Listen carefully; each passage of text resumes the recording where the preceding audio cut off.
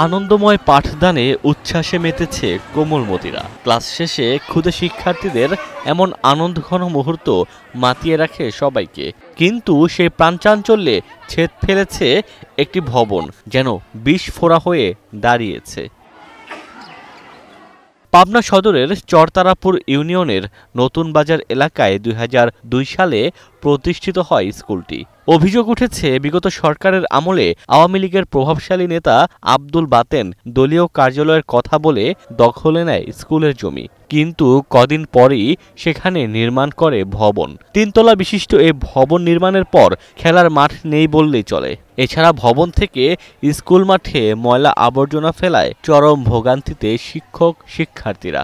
মাঠে আমরা যখন ফুটবল খেলি তখন ব্যালকনি থেকে তারা চেঁচায় যে তোমরা ফুটবল খেলো না। আমরা যখন ২১শে ফেব্রুয়ারিতে শহীদ মিনারে যখন আমরা ফুল দিতে যাই তারা উপর থেকে গান বাজায়। আমরা মাঠে খেলতে পারি না, এই বিল্ডিং এর জন্য আমাদের মাঠ ছোট হয়ে গেছে।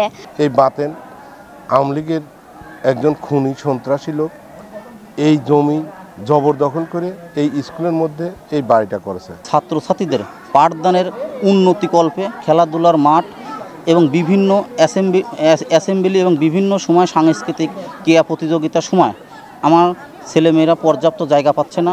সরকারের কাছে আমি আকুল আবেদন জানাচ্ছি, খুব অল্প সময়ের মধ্যেই এই বিদ্যালয়টা অপসারণ করে আমার শিক্ষার্থীদের খেলাধুলার মাঠ এবং বার্ষিক ক্রীড়া প্রতিযোগিতা করার জন্য জায়গাটা অপসারণ করা হোক। ২৪-এর ৫ আগস্ট রাজনৈতিক পট পরিবর্তনে গা ঢাকা দেন আওয়ামী লীগ নেতা বাতেন।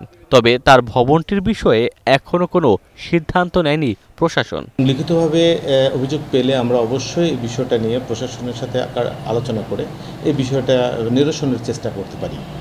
এবং আমি চাই, যেহেতু আমি মাধ্যমিক শিক্ষা অফিসার, আমাদের শিক্ষা প্রতিষ্ঠানসমূহের যে পরিবেশ বিঘ্নিত হচ্ছে, এই পরিবেশটা কীভাবে সহজ সুন্দর করা যায় সে বিষয়ে আমাদের আসলে চেষ্টা অব্যাহত রয়েছে। ম্যানেজিং কমিটি দায়িত্ব কী ছিল, শিক্ষা প্রতিষ্ঠানের প্রধানের দায়িত্ব কী ছিল, সেভাবে ব্যক্তি মালিকানাধীন ভবন প্রতিষ্ঠানের ভিতরে কীভাবে হয়েছে এগুলো আমরা খোঁজ খবর নিয়ে অবশ্যই হ্যান্ড আউট করবো যা রহস্যটা কী, এবং সে অনুযায়ী যেটা আইনগত ব্যবস্থা নেওয়া সেটা আমরা সেভাবে এগিয়ে যাব। ২০১০ সালে চরতারাপুর ইউনিয়ন আওয়ামী লীগ ও যুবলীগের অফিস করার কথা বলে স্কুলের এই জায়গাটি দখলে নেয়ার অভিযোগ ওঠে।